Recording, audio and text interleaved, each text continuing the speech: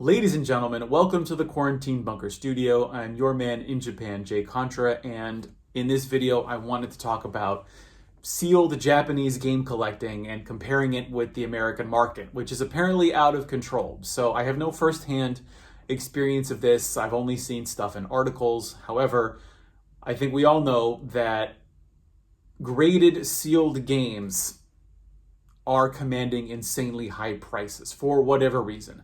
I've heard that it's because you have American comic book collectors who are liquidating their collections and putting all of their money into chasing, the first ever prints of like Super Mario Brothers, which is apparently now the most expensive video game. It used to be like a sealed copy of Stadium Events. Now it's a mint sealed copy of Super Mario Brothers, which is like seen as the Action Comics #1 for whatever reason.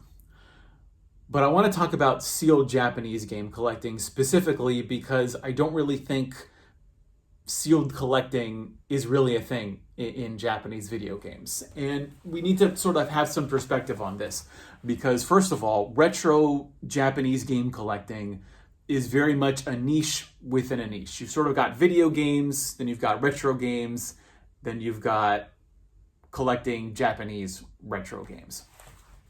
So with that perspective, we need to look at what sealed games are in Japan because they are available and they actually tend to be even more readily available than their American counterparts. For example, a few years ago, I went into Super Potato and they had a huge box of Saikyo Habu Shogi, which is a release game for the N64. They had a whole box of them. You can readily go to a place like Friends in Akihabara and you can find new, sort of like, sealed old stock of Dreamcast games, of PlayStation 2 games, of even PS1 games. You can go to Mandarake and find a lot of sealed PS1 games. So they're much more readily available in Japan. And then on the weird flip side of that, sealed games also really don't exist in Japanese game collecting for cartridge-based games.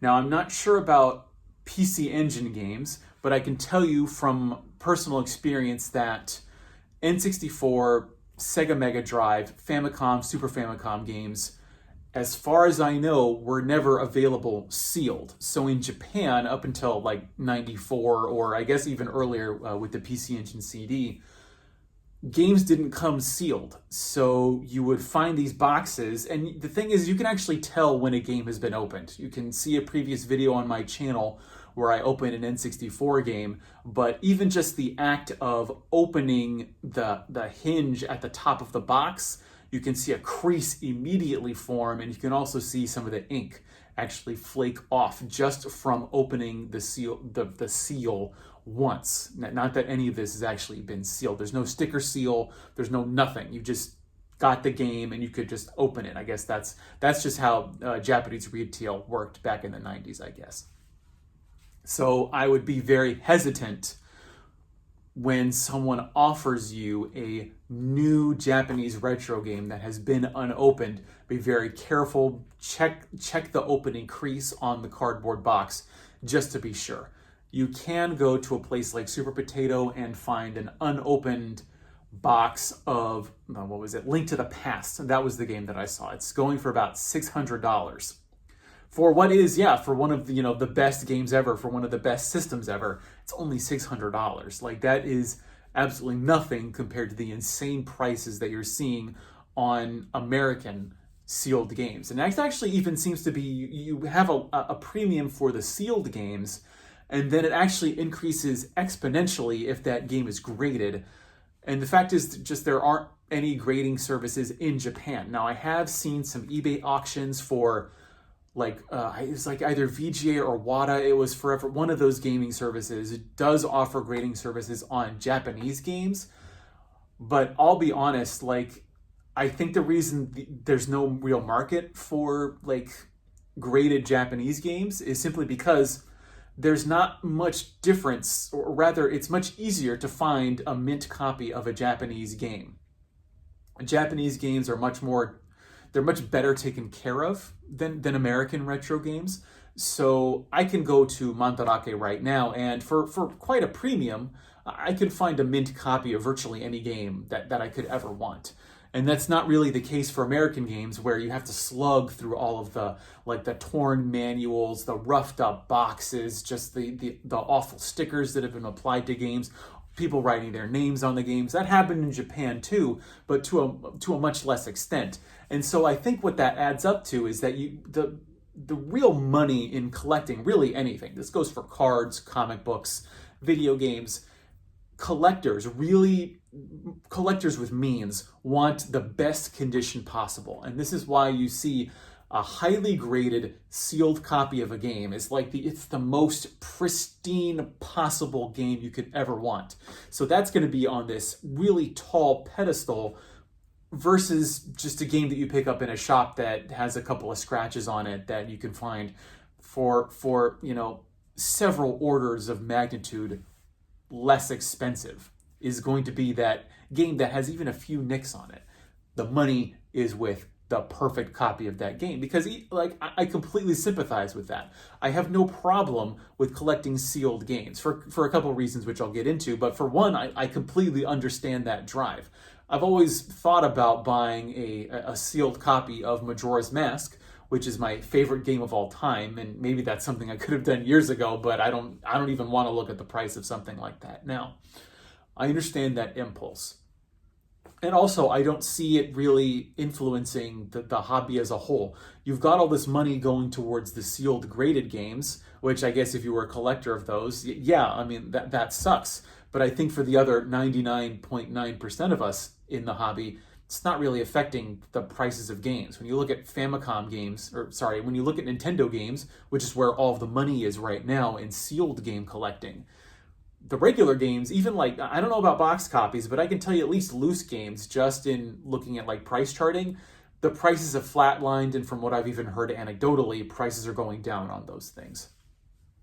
So it's not really affecting the hobby as a whole. I look at it more from just the outsider perspective of just seeing the amount of money that is going on in really just collecting as a whole. And actually sort of the difference between American video game collecting and Japanese video game collecting, I think really reveals the difference in sealed collecting.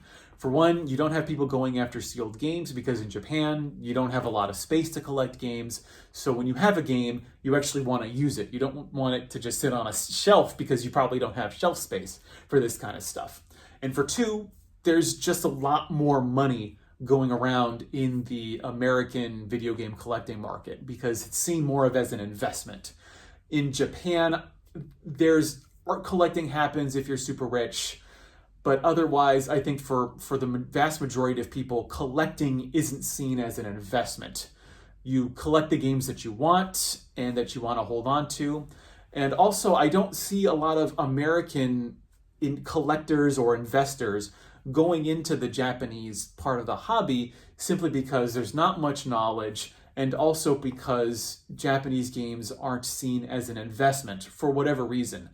It could be like a nostalgia factor where Japanese games are seen as sort of like a curiosity. It's sort of a souvenir from a trip. If you have a game that you really enjoy and you maybe want the uncensored version or the very original version of it, that's when you buy the Japanese copy of it. So if you're a collector like myself of just Japanese games as a whole, we're a very special niche within an even just only a very slightly larger niche. Again, I think there's just a whole lack of knowledge about Japanese games. I don't even see why people are even getting or even grading copies of their games, simply because there's just a huge difference in terms of the availability. And that's why everything in Japan is much more cheaper, both in terms of sealed game collecting, complete in box game collecting, as well as the cartridge collecting.